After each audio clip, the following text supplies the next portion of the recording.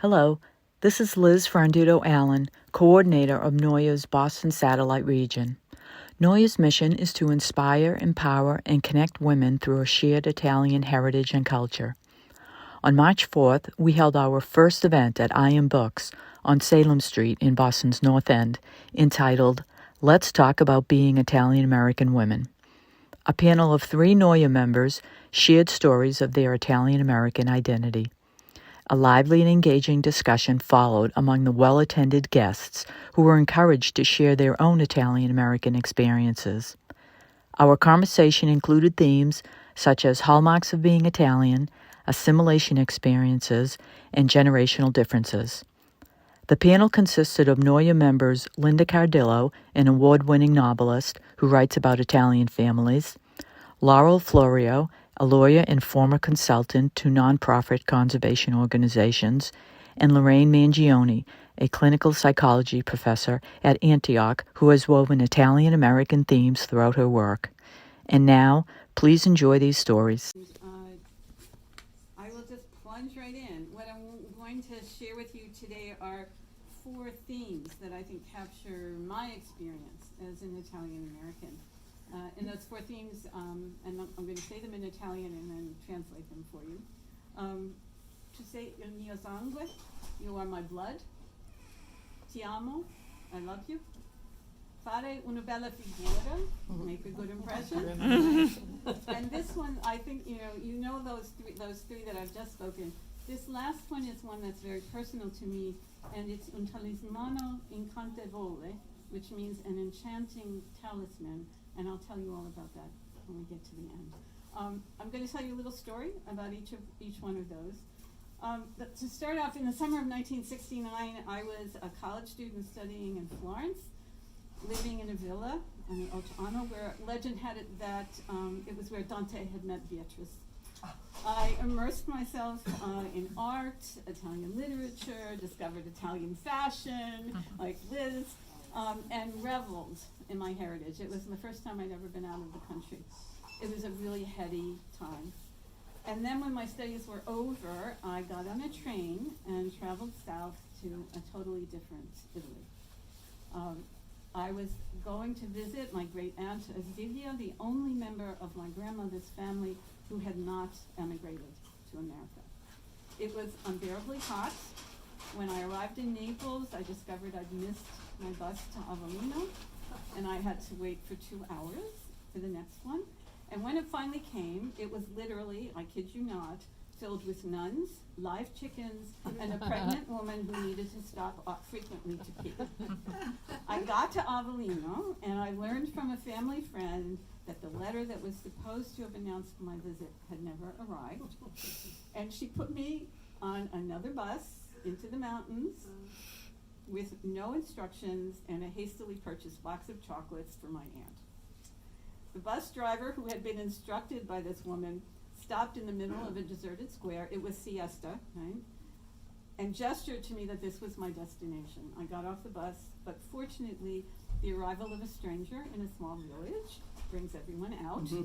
And as soon as I was able to name my great aunt, I was accompanied by a parade to her house. She opened the door to this strange young woman, right? A look of total bewilderment on her face because there was all this commotion surrounding me. But when I told her who I was, the granddaughter of her sister, she reached out her hand and touched my face and said, "Tu sei il mio sangue," she murmured, and she pulled me into an embrace. "You are my blood." That visceral ancient connection is what binds me to generations. I have 14 aunts, 15 uncles, 29 first cousins, and innumerable second, third, and fourth cousins, all of whom I call family and who continue to have a role in my life. My cousins were my cheerleaders and my supporters when I launched my career as a novelist. When my mother passed away, my aunts were there for me. During COVID, we had regular cousins Zoom meetings, and we continue with a group text that's our communication system, spreading the word about important milestones, illnesses, and of course, deaths. We all show up at weddings and at wakes. There's another aspect of You Are My Blood that I've encountered over the years, and that is the strong connection I have formed with other Italian American women. Once I left the neighborhood in New York where I grew up, I often found myself in environments where I was the only Italian. First as an undergraduate at Tufts, and then in grad school at Harvard, and in the Boston Publishing Company where I first worked. When I encountered another Italian American woman, it was like being thrown a lifeline. The sense of kinship is almost instantaneous because of shared memories, traditions, and laughter. And I'm seeing lots of smiles on your faces as I say these things. The second theme, Ti amo. Wednesday was my birthday, and late that evening I received a text from my cousin Lisa. Now I have two cousins, Lisa, and I was going to explain, yes. I'm sure that you maybe also have cousins with the same names, because there are a certain number of names that sort of run in Italian families. Lisa is one of the ones in ours.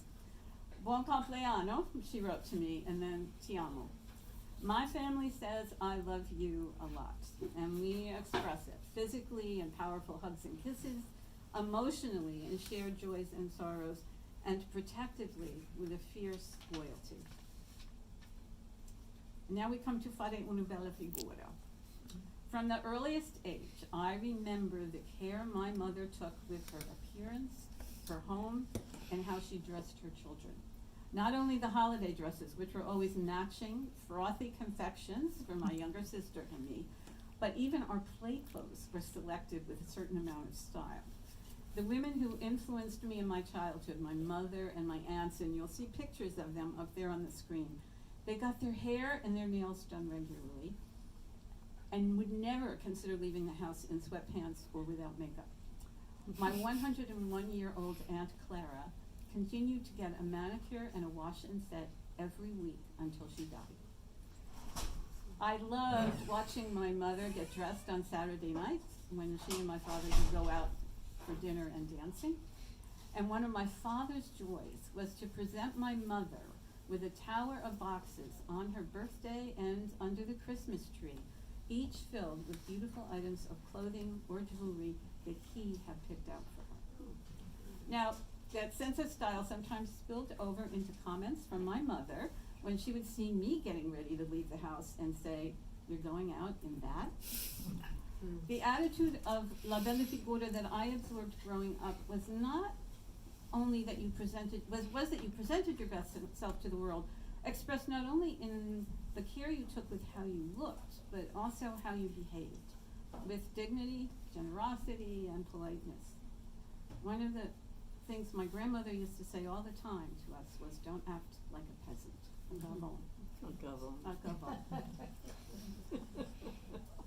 And now the last thing, the one that's very close to me, and that is un talismano incantevole. I was an aspiring novelist when my father and his sister gave me the love letters written by my grandparents, saved for decades until I was deemed to be the one in the family who would know what to do with them. My original intention was just to translate them for the family, but as I delved into them, I discovered two precious gifts. First, the stunning recognition that my longing to be a writer had its roots in my grandfather's creative spirits. It was in my blood, right? And the second thing was that the seeds of my first novel were leaping off the fragile pages of those letters. My grandfather described their passion, their suffering, and their longing for each other in a limpid Italian that was elegant and poetic.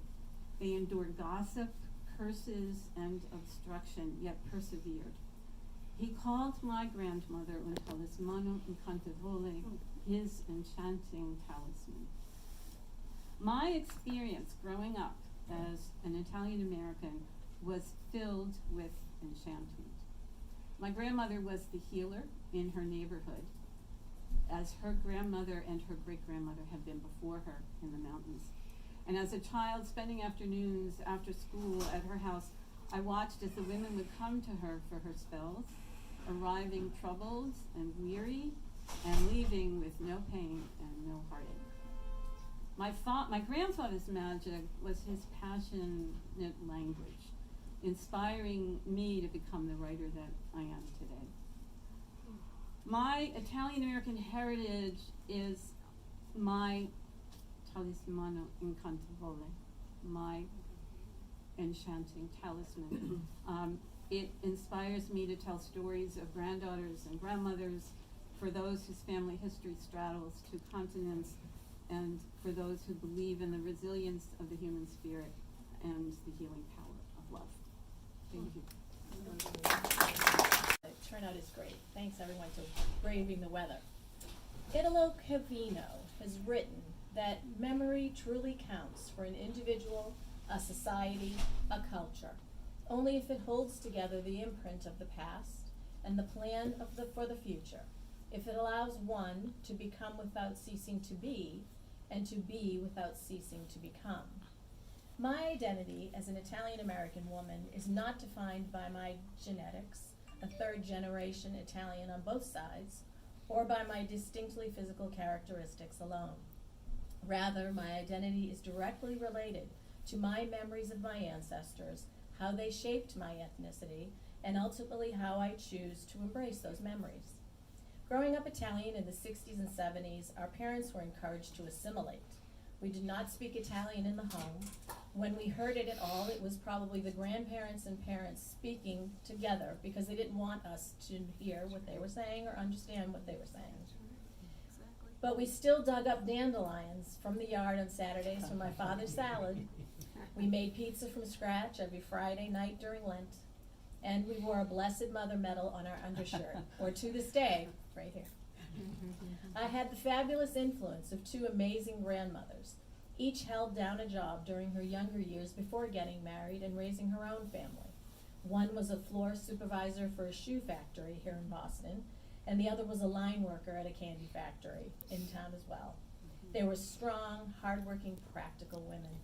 They were born here and imitated their parents by striving to make the American dream a reality for their own families.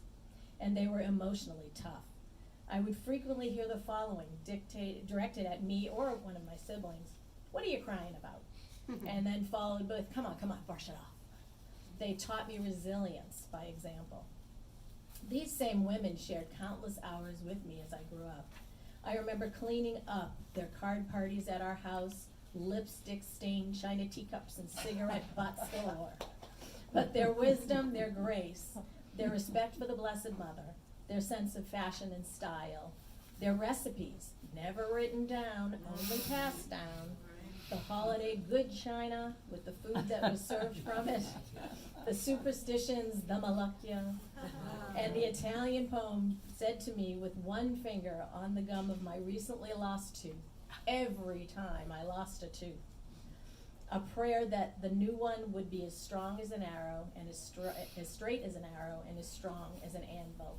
And I actually remember the Italian words, but because some of you are Italian speakers, I'm not gonna go there. I think it would be embarrassing. So much has been ingrained into the very fibers of my being, as Calvino says, the imprint of the past. I am their plan for the future. My mother, of course, influenced me as well, but in a different way. I saw her struggles to run the house, care for us, and work outside the home. She expected me to watch my younger siblings, while my neighborhood friends would go outside and play after supper. She needed the help, and I was the oldest. In the words of Maria Lorino, author of Old World Daughter, New World Mother, the daughter is taught to be self-sufficient, while the son is doted upon and cherished by the family.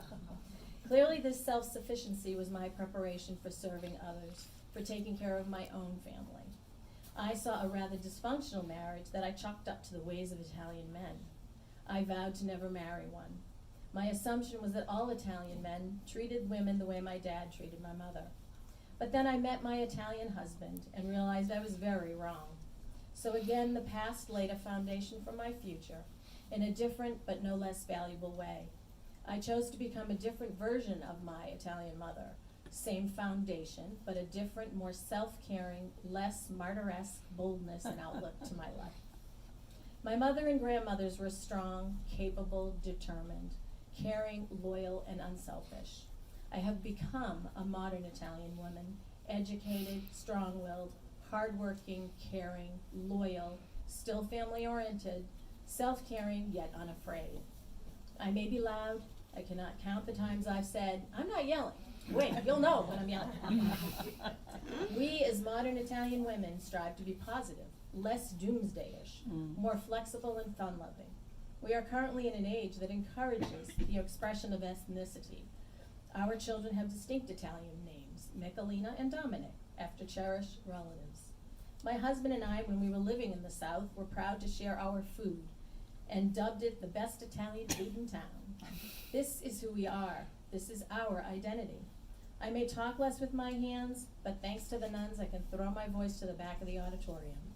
I may be dismayed when my son would rather eat Chipotle than my lasagna when he's home from school. But yes, I may be found doing his laundry. Likewise, I will drop whatever I'm doing when I get a call from my daughter.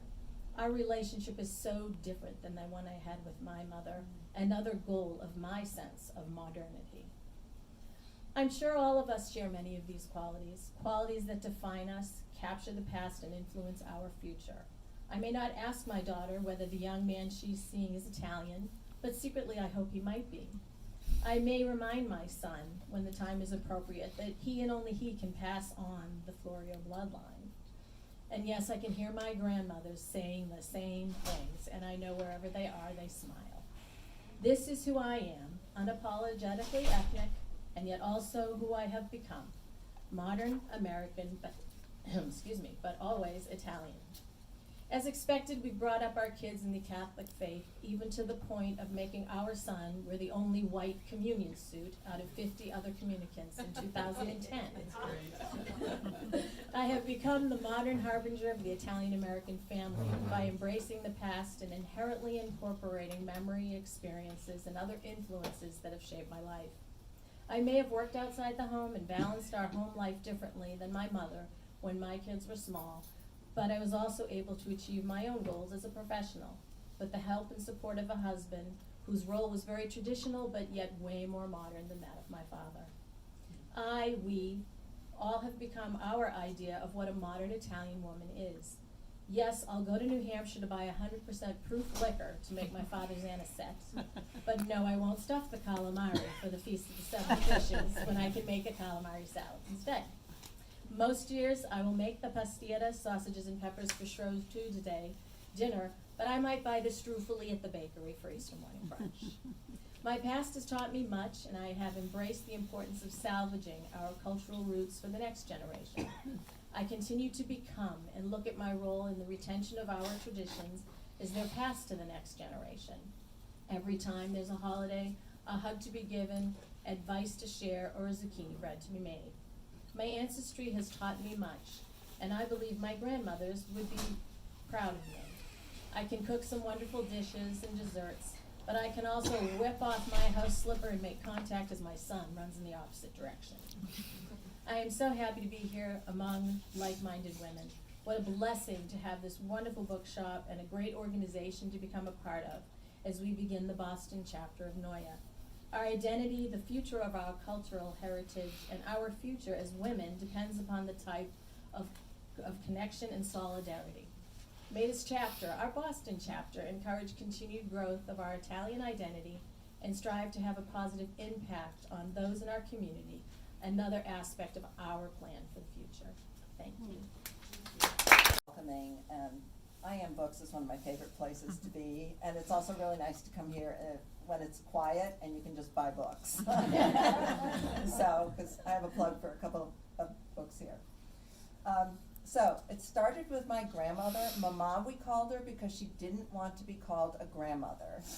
In Brooklyn on 48th Street, where my family and I would come down from Connecticut, and then I would stay alone with her and my grandfather, Papa, plunging into Italian-American life in the city. We would walk the streets to shop with one of those little hand carts. Remember the little hand carts? Mm-hmm. And Mama would talk to everyone, and everyone just seemed to love her. Whether it was a casual hello, how are you, or discussing Berjol with the butcher, or a more intimate conversation about family with a neighbor, she knew everyone and everyone knew her. In their apartment, not too big, but with regal lions at the entrance. If you've been to Brooklyn, you've seen those. Mama's cooking was like any I had ever seen since. I can't even describe it, but platters and platters just kept coming out. The apartment was beautifully decorated, and I still have one or two of the gorgeous bedspreads she loved, and the incredible silver fox she wore later in life. It is hanging in my house. No one was allowed to help, and no one ever saw Mama sleep. She was clearly in charge, but in a very understated way. So what did I take in from Mama about being an Italian-American woman? The love, relationships, connection, the graceful beauty of her home, her sense of fashion and style, her perceptiveness and empathy, strength and fortitude, and humor that sometimes you just had to laugh. And there was a story often told that somehow Mama just knew when my dad was coming home from World War II. And remember, there was no instant messaging in those days. She had a premonition, and soon there he was, bounding up the stairs to surprise her. So I also took an uncanniness, a sixth sense, a sense of an unseen world that she had. So my mother, daughter of a father from Calabria who won medals in World War I and who roamed the world constantly, and a Ukrainian mother who held down the home front, my mother was really the original psychologist in the family. She was the one to whom all sorts of friends, neighbors, extended family members, people who worked at my dad's businesses, such as his modern home improvement contracting business, or his later in life restaurant he opened. My friends growing up, and even strangers, turned to my mother for help and support. She took care of so many of them, taking them in and listening to them, helping them to find what was worthwhile and valuable in themselves, being there in dark times, even giving them winter coats when they didn't have one. Yet she could also do the swing and Lindy or dance to Harry Belafonte with the best of them. She loved the arts and literature. She read science fiction and believed in all that stuff she read, I think, an unfathomable sense of human possibilities. She cooked in her own amazing way. She held a sense of the spiritual, and she lent her very artistic eye to our home, despite the fact that she had 4 kids running around messing it up every time she made it beautiful. So for both my mother and grandmother, although food was fundamental, it was never all about the food. It was about the hospitality, talking, listening, understanding the power of relationships, and bringing people together. So that is how I started out, always with a strong sense of being Italian. I did one of those backpacking trips to Europe when I was 20, and I wrote on a postcard from Italy to my parents that I had found myself. I knew where I belonged. People looked like me. One friend tells me that I am the most Italian-identified person she knows. I wish she could come here and meet some others. With these compelling women in my background and trips to Italy immersing me in welcoming relatives, stunning art, amazing cathedrals, and their very captivating lifestyle, I felt like a true Italian-American woman. At one point, I met my grandfather, Papa's youngest brother, I'll probably tear up, Pietro, who was not even born when Papa, the oldest, left Sicily.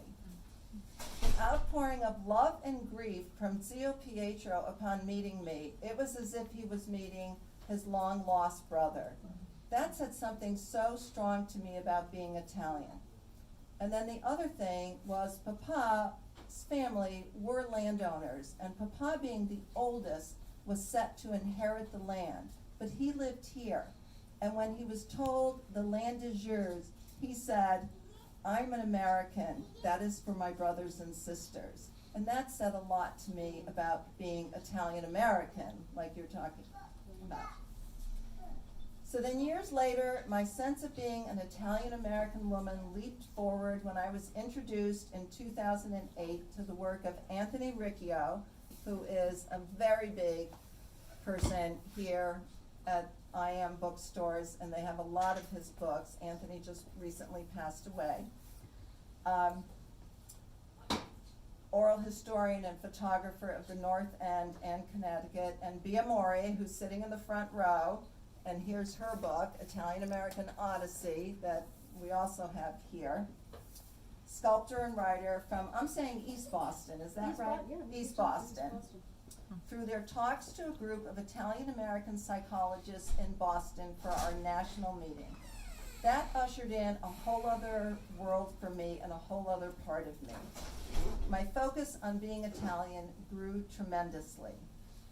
Clinical and research work with Donna DiCello, also from Antioch where I teach, led to articles about Italian American mental health, our involvement with Calandra Institute in New York City, and ultimate to our research on Italian American daughters who had lost their dads, and our Daughters and Dads book, which some of you may know, and which we also have another person who was involved in our book sitting way in the back, if you don't mind raising your hand, thank you, as was Biamore.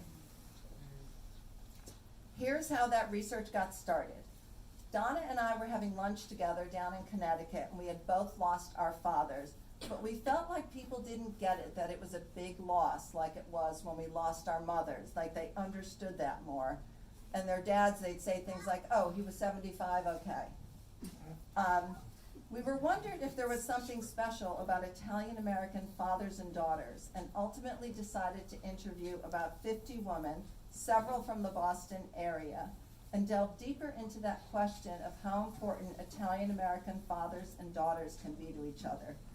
It was clearly the most wonderful research project I have ever done, for it allowed us into the inner sanctum of women's relationships and sense of self, so intertwined with their dads. It also opened up an intense sense of creativity and spirituality because several artists, poets, and writers, including the two here, were among those we interviewed. And many of the women, in general, had a strong sense of holiness and spirituality. I learned so much about women, loss and grief, fathers and daughters, and how that enhances who one is as an Italian American woman, but including for me. My dad always believed in me, knew that I could do whatever I set my mind to do, just as his parents had believed in him. Maybe it was because, as he would tell you, we argued from the time I was 4, so he knew I could stand up for myself. I have internalized who he was, his strengths, his courage, his initiative, his love of Frank Sinatra and Tony Bennett and Italian music, his intellect, his hospitality, especially when he owned his own restaurant, all a major part of who I am. My latest labor of love academically is research on women fans of Bruce Springsteen.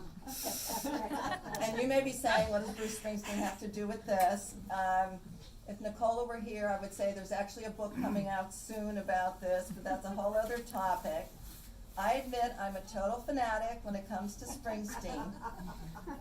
I think, honestly, it's partly because of the fact that he's half Italian, with a very strong Italian mother. If you've seen him in concert, she used to get up on stage and yell at him. That's made him who he is, and I think that has enhanced my resonance with him. So he's in there. He's in there. That about him. Yes, Yeah. he's half Italian. He's the classic Italian-Irish. So I want to end with the future and my daughter Alessandria. She's in some of those pictures. She's named after our town in Sicily, Alessandria della Rocca. It is not the traditional Italian name, which is Alessandra, and when she's in Italy, it drives everybody crazy. Alessandria della Rocca, her name is Alessandria.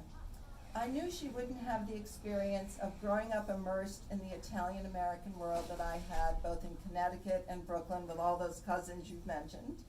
So I started her on trips to Italy and learning Italian early in life. She ended up taking Latin and creating a high school trip to Italy with her friend Lorraine that had never been done before. It's in the pictures too. Minoring in Italian in college, doing a completely immersive study abroad in Rome in classes where they had never seen an American student before, bonding with our relatives there ever more intensely, and she retains her fluency.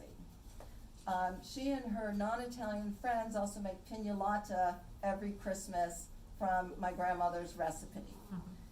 I don't know what she would say here about her sense of Italian-American identity, but to me, it meant so much to pass on that world to her because they are our future. Thank you. Yeah.